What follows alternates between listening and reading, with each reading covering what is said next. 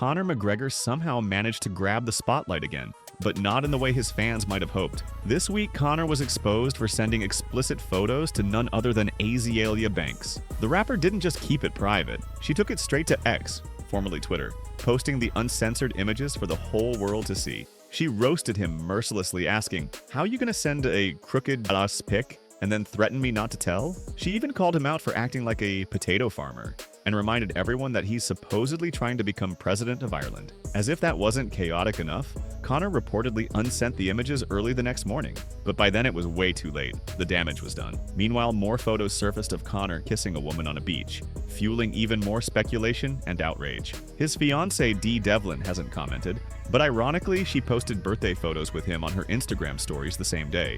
Fans didn't hold back either, with comments calling him diabolical and sharing memes of Khabib shaking his head in disappointment. The fall-off of Conor McGregor has been nothing short of generational. You have to wonder, how does someone go from the king of the sport to a tabloid headline in record time? Max Holloway was focused on the future, and he's planning to make it unforgettable. Max is set to face Dustin Poirier and is openly gunning for another viral point-down moment like he had at UFC 300 against Justin Gaethje. He fully expects Dustin to start it and says he'd be more than happy to join in. He believes that if he can recreate that magic, he might rocket straight back into title contention. And he isn't just looking at Dustin. Max shared his thoughts on Ilia Topuria's recent win over Charles Oliveira. He admitted he didn't watch the fight live because he was training, but when he saw it later, he wasn't surprised by Ilia's dominant performance. Max also teased that spoiling Dustin's retirement would suck, but said it has to be done. According to Max, when Dustin rides off into the sunset, he'll still be there pushing for that double champ legacy. It's vintage Max,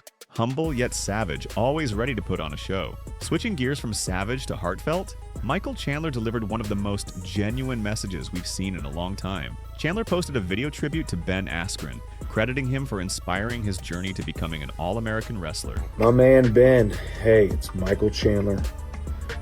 It is no coincidence that I just had my mom and dad bring my All-American plaque home this past weekend, and they've had it since I All-American in 2009. It's been at their house, and they just brought it back to me so I can display it.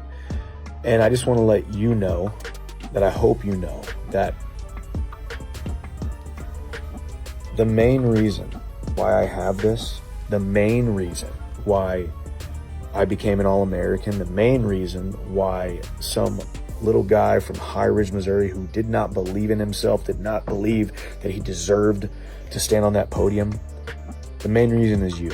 His name is Ben Askren. I love you so freaking much, man. I look up to you. I admire you. I'm fighting with you. I am praying for you. And you got so many people that love you, man. Keep on fighting.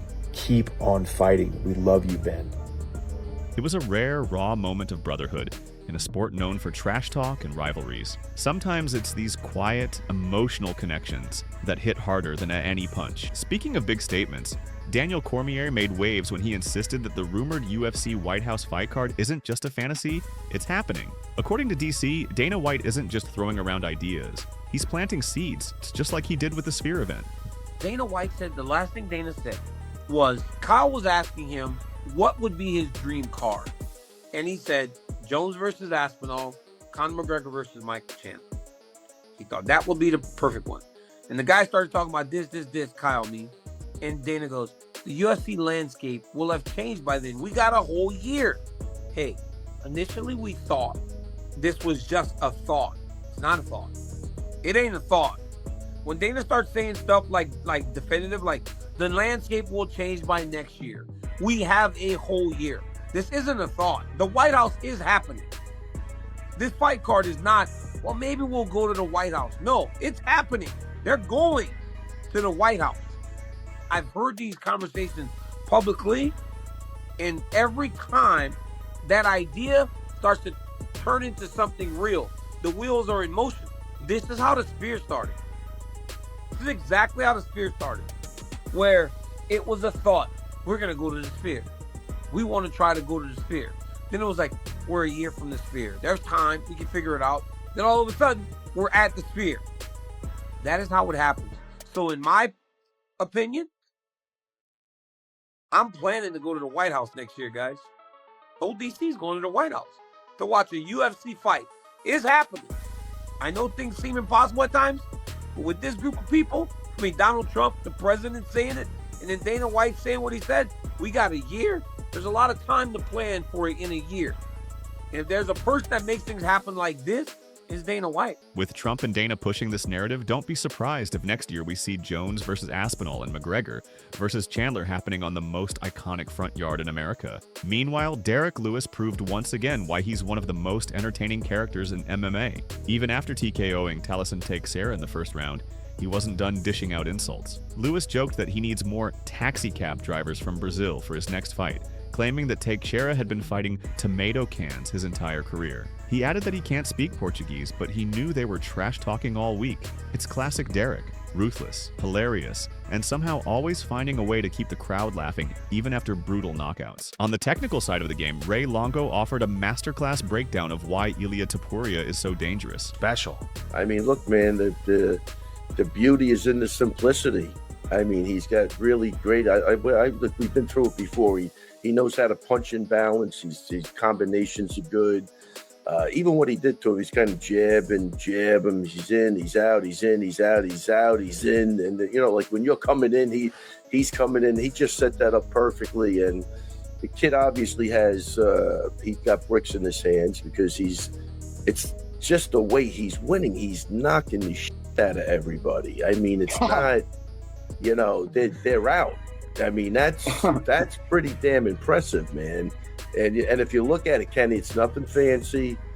You know, he's not spinning. There's no crazy angles off of punches. You know, it's good, solid takedown defense, which he looked great against Charles. And he can keep that fight where he wants it. And the more times he does that, the more times, you know, that's going to be to his advantage. And I just thought it was a thing of beauty, man. And it was funny. And I'm not criticizing him, but just about, I think, as Joe Rogan was starting to say, I don't know if his powers, because he was hitting Charles, I don't know if his power is going to translate to 155, which we were all kind of curious.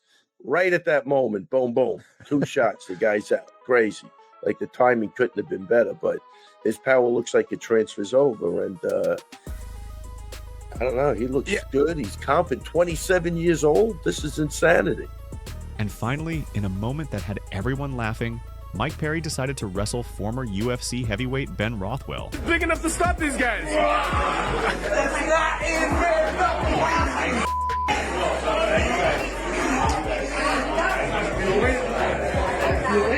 I was nice about it.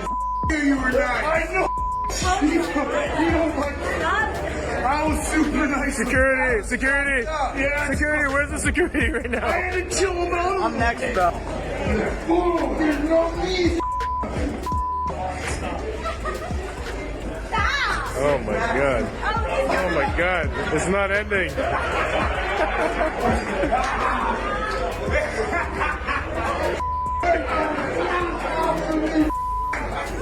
Get off of me. He's mine. I own it.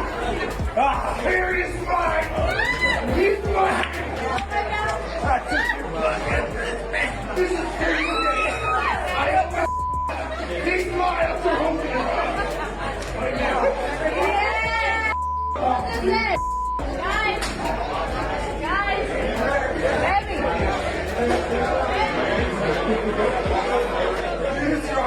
If you needed a good laugh after all the drama this week, this was it. Which story shocked you the most? Drop a comment below and let us know. And if you enjoyed the video, don't forget to like, subscribe, and hit that notification bell so you never miss the latest Fight World chaos.